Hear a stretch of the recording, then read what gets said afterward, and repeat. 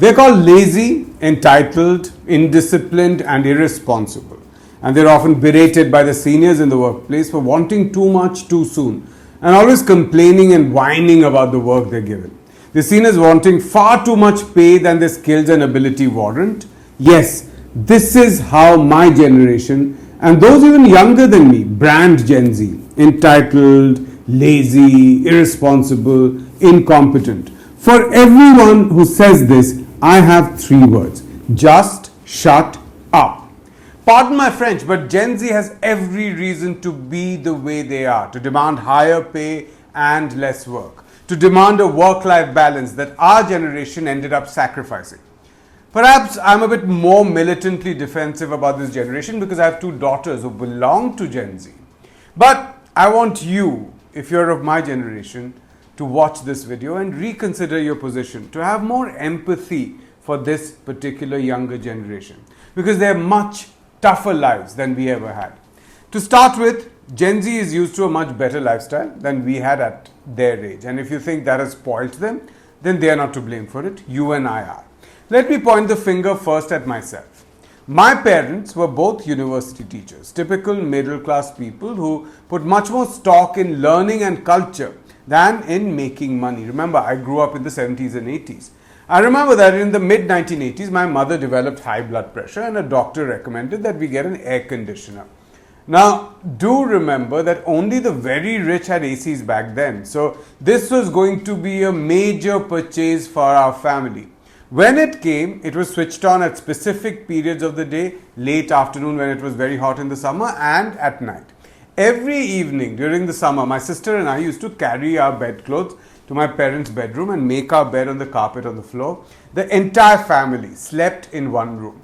And we were considered to be highly privileged because almost no one else in our larger family had an AC back then. There were virtually no air-conditioned cars around, and even those who had AC cars rarely switched it on. We took buses to college, and auto rickshaw rides were always an indulgence for us. Flying was a major luxury. Middle class families always took trains. Yet my parents were doing much better than their parents, for whom a ceiling fan and cooking gas was once a novelty. Compare that to the lives we lead. More than one air conditioner in every middle class home, washing machines, microwave ovens, smartphones and laptops, branded clothes, gym memberships, and occasional foreign holidays. That is a big improvement in living conditions compared to that of our parents. It is therefore natural for every generation to believe that they will start off with more or less the same lifestyle as their parents and then improve on it. And the reason each new generation since the 1950s has been able to improve their living standards is because of increased prosperity. For decades this has been true. But for Gen Z, that promise stands broken. And the reason is simple. Income growth has stalled. When older generations criticize Gen Z for demanding more money, they are ignoring the facts. Let's look at the numbers. And I'll again look at my numbers. When I got my first job teaching for a short while at St. Stephen's College in Delhi, I got paid 13,500 rupees. That was in 1996. In today's prices, that is equal to 80,000 rupees a month. In 1999, when I joined NDTV, my pay was a little lower because the potential to grow there was going to be much higher. Even then, I was paid the equivalent of 70,000 rupees a month in today's prices. In just 1.5 years after that, my salary jumped to 36,000 rupees a month, and at that time, and in today's prices, that is equal to 1,25,000 a month. It is true that I was probably among the better paid, but I wasn't the highest paid person in the industry in those days at my level. What I'm pointing to is the trajectory of salary growth that took place in the late 1990s and early 2000s, well into the 2010s, that allowed people like me to move steadily up the lifestyle ladder, to be able to afford many more things than my parents could and give that to my children.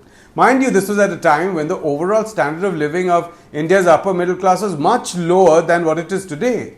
And I had just an MPhil degree in humanities from Delhi University. No MBA, no computer science. Those who had gone into finance or IT were actually earning much more than me.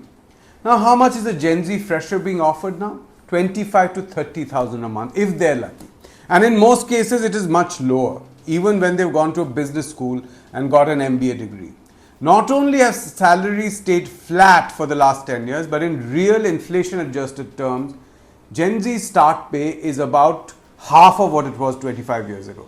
And after that, there's virtually no salary growth. It is impossible for Gen Z to cover the costs of living that we take for granted.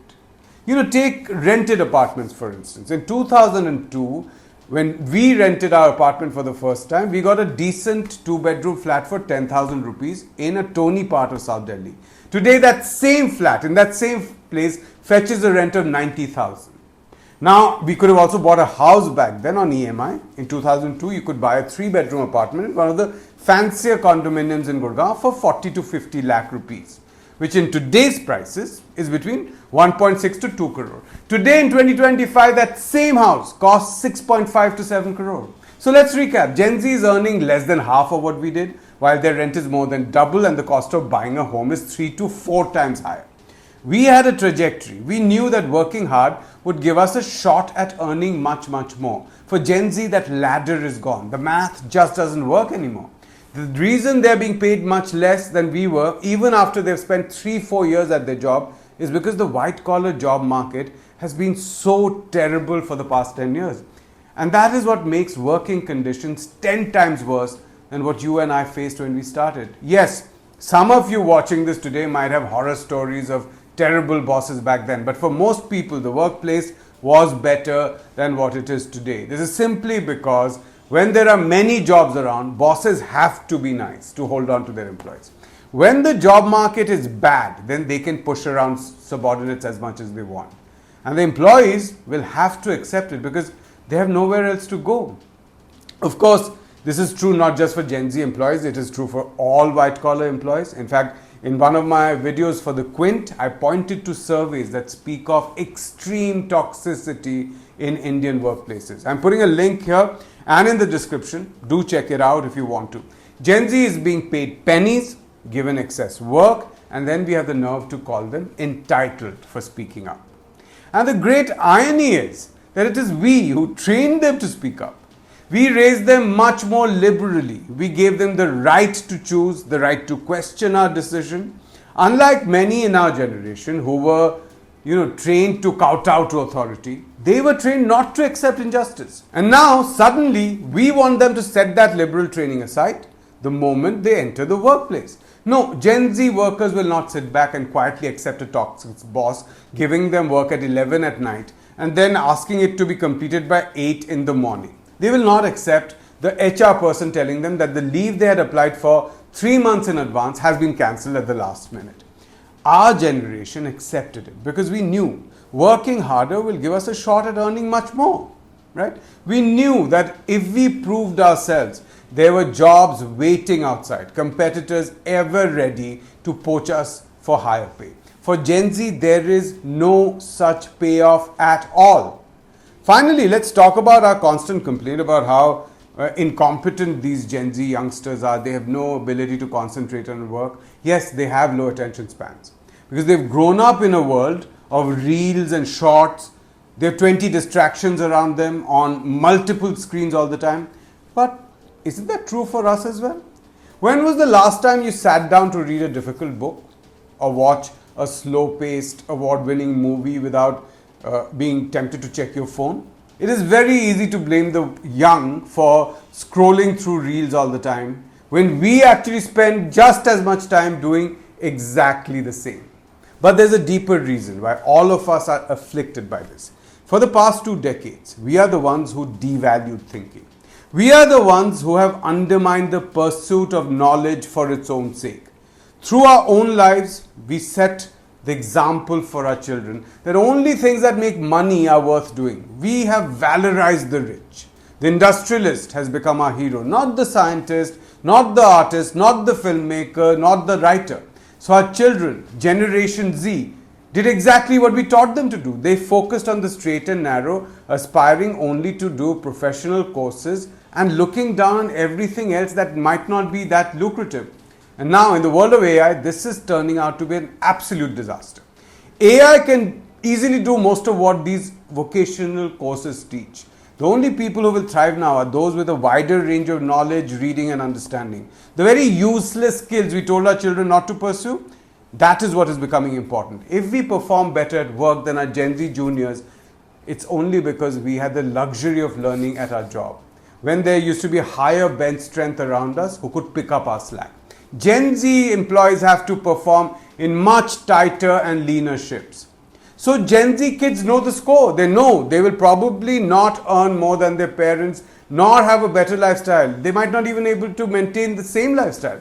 So they're making the only rational choice left. They're choosing a better work-life balance. Since the social contract of work hard, get rich has been broken, they are choosing life over work. It is the least they can do. It is their way of fighting back. I know many of you watching this are not going to agree with me. So let me know in the comments what you think, even if it means taking my arguments completely apart. This is a channel for exchanging ideas and crowdsourcing collective wisdom of everyone. So join the debate. Until next time, de omnibus dubitandum. Doubt everything.